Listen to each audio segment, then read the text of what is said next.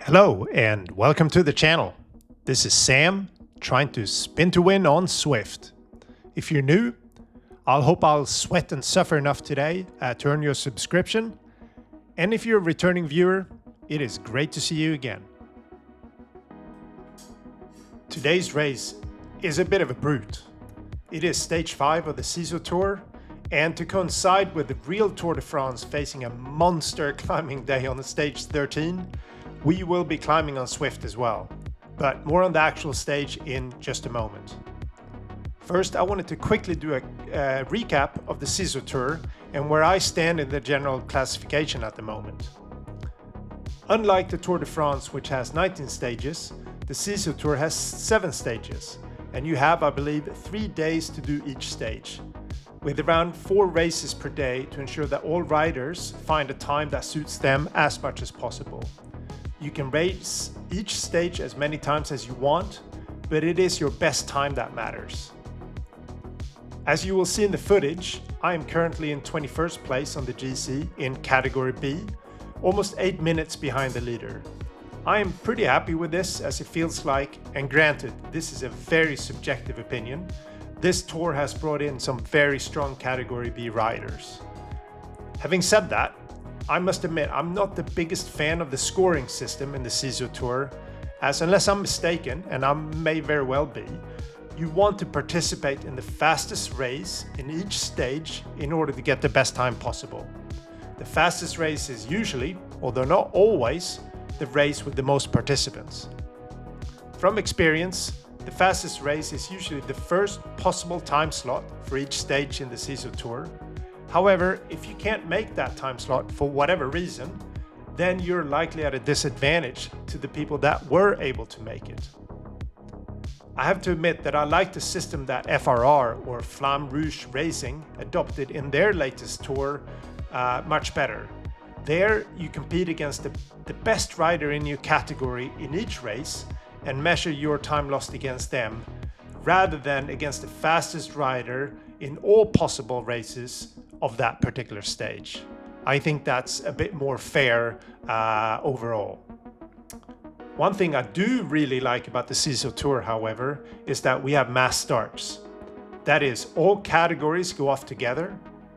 And what that means for me as a Cat B rider is that I try to tag along with the Cat A riders as long as possible as they push the pace, usually from the start of the race. On a relatively flat stage, I can usually hold on until the end, or at least close to the end. But on a hillier course like the one we have today, I usually get dropped when there's a significant climb. However, this mass start makes the racing hard from the very beginning usually, which is something that I enjoy. So, back to today's stage. We're doing the Shorelines and Summits course. It is 46 kilometers long with a lead-in of around 4 kilometers, and there's a total of 750 meters of elevation, which is quite a bit. As you'll see from the footage, it is essentially flat for the first 25 kilometers before the climbing really starts. First, we face the epic comb, then we get a bit of a respite for a little bit with a few downhills, and then we have the climb up to the radio tower, which has, if you've ever done that climb, it is not that long, but it's extremely steep. You are then rewarded, if you're still alive that is, with almost 10 kilometers of descending before you finish. I took a look at a race I did a couple weeks ago where I did the same course, and in that race I managed to complete it in around 1 hour and 26 minutes. And looking at that race, I managed to climb the epic comb in just over 24 minutes and the radio tower in around 7 minutes. From memory, I was absolutely knackered at the top of the climb, so if I can get anywhere near those times today, I think I'll be pretty pleased with that. So what is my strategy for today? First, looking at the number of entries, it's likely to be very competitive and a fast race. With over 20 Cat A's and 20 Cat B's, as well as quite a few Cat C's and D's, I would expect a fast start and a hard pace all the way to the finish. And as you can see in the footage where I'm looking at different categories, and Cat B in particular, there are some very strong riders. For example, I think on a 20-minute watts per kilo basis, which is probably the best way to estimate the competition in today's race, given the efforts needed to get up the climbs, I am around 20th. As such, it will be a tough race indeed. I will try to hang on the front group as best as I can until we get to the bottom of the epic com. After that, I will need to measure my effort properly and not go too hard. I know there will be many Cat A's, as well as many Cat B's really, that will drop me here, but I will just need to be patient and race at a pace that is sustainable to me. I hope I may be able to get some time back on the long descent after we finish the radio tower climb, as at 78 kilos I'm not that heavy, but I'm likely heavier than many of the riders that will be ahead of me at that time. And then I hope to find a group that I can tag along with in order to push the pace as much as possible until the finish. And of course, I will always try my best to win the sprint at the end, if there is one. My legs will be likely completely gone by this point, so any sprint will likely be more of a whimper than anything else, but still, I'll give it my best. So what would be a good result today?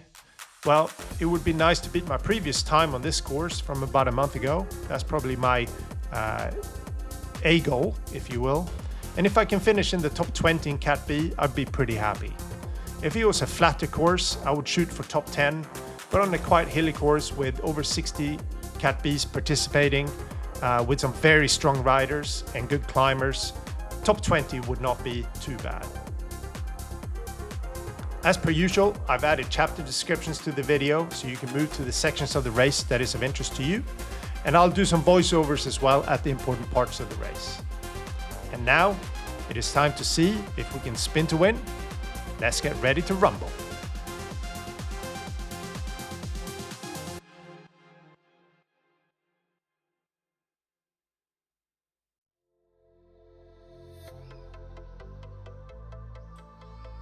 Normally in Swift, the start is usually quite hard, and this race certainly didn't disappoint in that regard.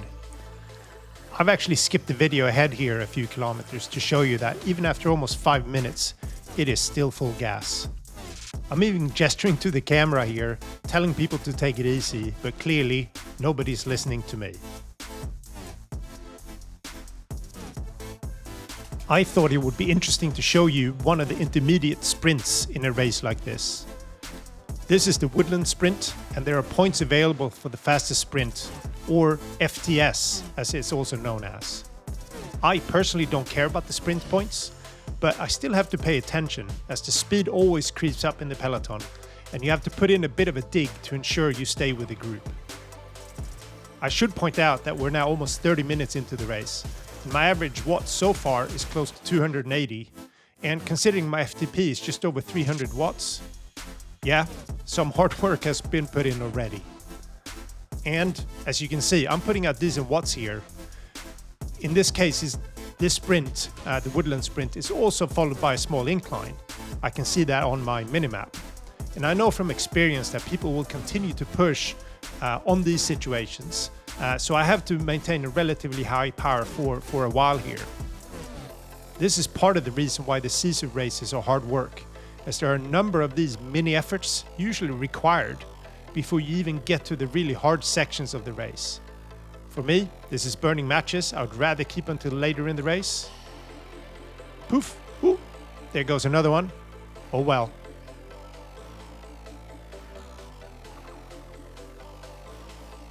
We are now at the start of the Epicom. I do like that one of the competitors wished the rest of the riders happy suffering, as if I needed another reminder of what's coming up. This climb starts with a pretty steep section right away, before it flattens out on the bridge, and then it starts climbing again. There is no other way of putting it. This climb is a slog, and I need to prepare myself for making an extended effort, as well as the disappointment that I will get dropped by a number of riders. That may seem silly, as I know I will get dropped, but it's still not nice when it happens. In fact, I hate it. In a way, on a climb like this, you can almost forget the rest of the racers. You have to set a pace that you think you can maintain and then go at that pace. Yes, there's still some draft to be had in places.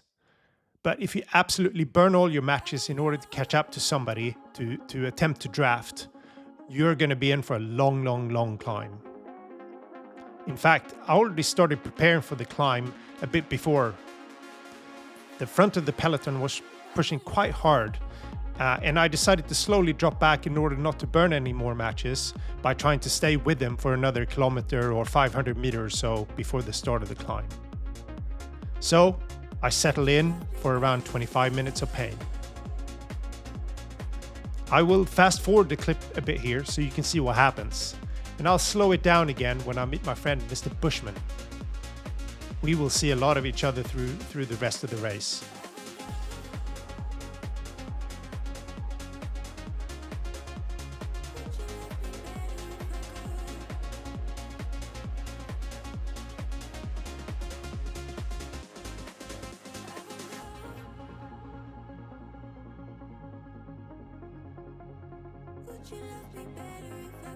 Here we are.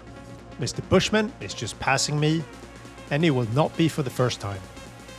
We go back and forth basically to the end of the race, being joined on and off by a couple other riders. And along the way we gain a few places, but not many, as there were a lot of very strong climbers in this race, I think. Either that, or I'm a rubbish climber. Yeah, that's probably more likely.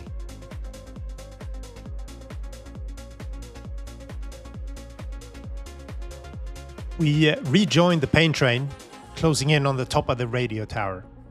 And yes, that is my friend Mr. Bushman, still there. In fact, he pulled me along for a good while. Not that I drafted off him per se, as there is no real draft to be had, but he was more along the lines of, I'll be damned if I let him go at this point. And you will also see my pain face here. I was absolutely toast at this point. The hard pace leading into the climb had clearly taken its toll, and I suffered the whole way up. I'm actually somewhat disappointed with the climb. I was almost 3 minutes off my best time up the epic com, which equates to around 30 watts on average. That is not a small number. This was redeemed, however, somewhat by setting a new PB on the radio tower climb. But overall, my legs were not quite there today, but that was not for a lack of effort on my part. Better luck next time, I guess. I will fast forward a bit here, catching some of the descent. It is for sure a lot more fun going down than going up.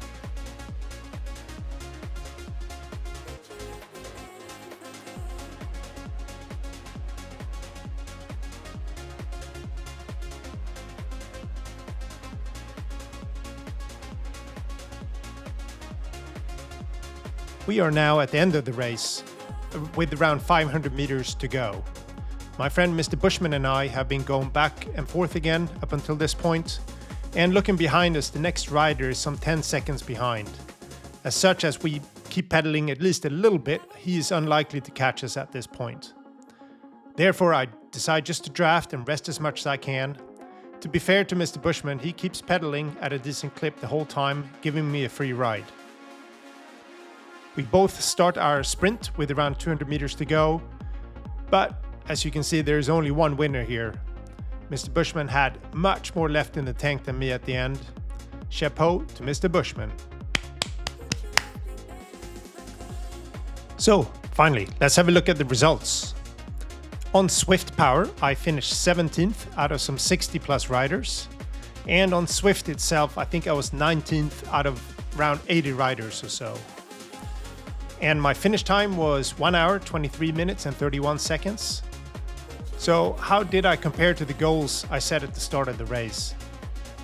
Well, I did beat my previous time by 3 minutes, give or take.